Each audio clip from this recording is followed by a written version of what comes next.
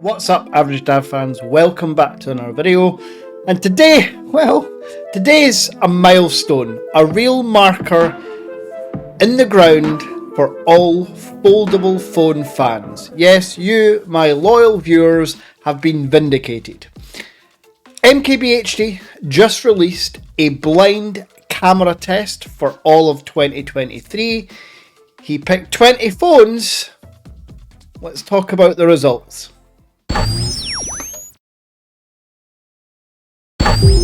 So the first major win for foldable fans, of the 20 phones MKBHD popped in this comparison, 5 were foldable or flip devices. Now, for all you loyal fans, you know that there's a few omissions here that I personally would never have left out. For me, if you're doing a blind camera test, you have to include the Honor Magic V2 and the Huawei Mate X5. You just have to. I would actually be being a bit biased. I would have made it 10 foldables or flip phones versus 10 candy bars, and I would have included the Vivo in there. And the Xiaomi Mix Fold 3. There's a few others, but we know the larger tech YouTubers have a global market and they typically cater for just global devices. So the Z Fold 5's in there, the Pixel Fold and the OnePlus Open. So the video starts. He's taken 3 pictures. One of a normal everyday shot, him sitting down, one portrait and one night mode. Now straight off the bat, the night mode isn't great for foldables. It really isn't. The processing, everything that needs to be done, it's not the best results. So we're kind of going to skip over the night mode for now. Not that the pictures are bad per se, but we'll skip over that. However, the everyday daylight photo with MKBHD sitting in the seat, well, it comes as no surprise to anyone that Pixel absolutely smashed it. The Pixel 7a basically won most categories. The Pixel 8 and 8 Pro were up in the top 5 in most categories. People love the brightness, it seems, of the Pixel devices. Now, I have a Pixel 8 Pro. I love the Pixel 8 Pro, and I totally get it. But for all you foldable fans that watch my channel, you know that I absolutely love the Google Pixel Fold. And the Google Pixel Fold was second.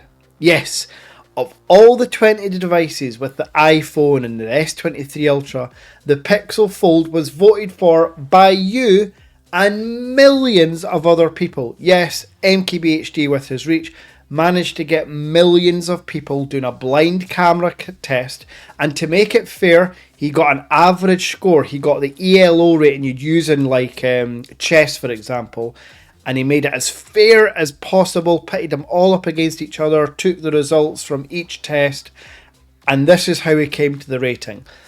So for your everyday daytime photos, the Google Pixel Fold was second in the world. And at number 3 was the OnePlus Open. Yes, of the top 3, 2 were foldable phones. I mentioned in many videos, if foldable phones could upgrade their camera systems to be more in line with candy bars, I don't see any other way than up for foldable devices. It has always been the drawback, or at least it was, until last year, 2023, and I talked about this. I am no savant, I am no medium, I can't predict the future, but I talked about the fact that the OnePlus Open and the Google Pixel Fold and the Huawei had fantastic camera systems. And because of MKBHD's video, we now have like scientific proof. These are fantastic camera systems. So, I mentioned the night mode. By no means were any of them trash. The Pixel Fold done well, the Z Fold 5 done okay, and the OnePlus Open, for some reason, tended to make the skies darker and MKBHD brighter, but to me the picture still looked fine. 90% of photos taken are in daylight, so I don't put too much weight on night mode photography. However, I do still want my pictures to look passable, which they all do in the top 20. Now, the final category was portrait. And in the portrait, the foldable phones represented yet again. Of the top 6, 2 were foldable devices. I was blown away with the Google Pixel Fold, hence why I bought it 3 or 4 times. I've talked about the drawbacks with the hardware, mainly the crease in the inner screen, but I've always said that the camera system was A+. Well, thank you MKBHD, you have proven me correct. So the video didn't end there, because it came to for me, the most telling part. It was all 3 category scores added together. So that includes the night mode shots. And when you added up all of the scores of the top 10 phones, 5 were foldable or flip. So I mentioned there was only 5 in the 20 he chose. All 5 of them were included in the top 10. This is huge for foldable phone fans. Massive. And to make things even better, at number 3, in all the phones in all the categories, was the Google Pixel Fold, and at number 4 was the OnePlus Open. Now please keep in mind, the OnePlus Open and the Pixel Fold weren't beaten by the iPhones, the S23 Ultra, the Xiaomi 13 Ultra. They were beaten by the Pixel 7a and the Pixel 8. Yep, that was the top 2.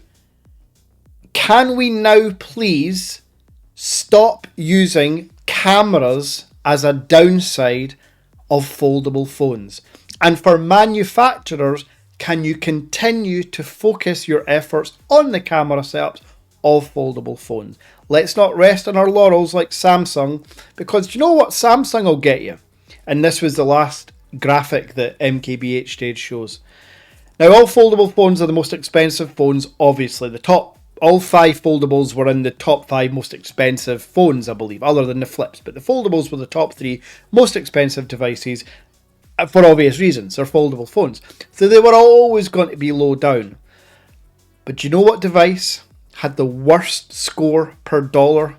So when you add up the cost and take away the points it got and give it a point per dollar rating, in dead last, by some way, the Samsung Z Fold 5.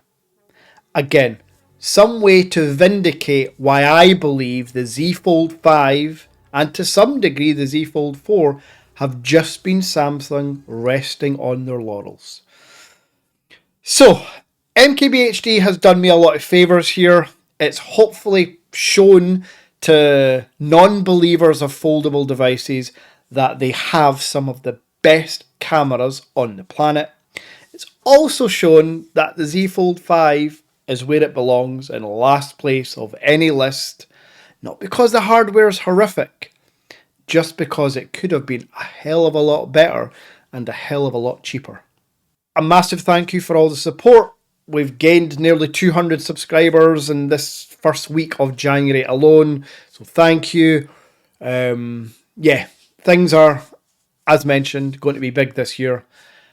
But until next time,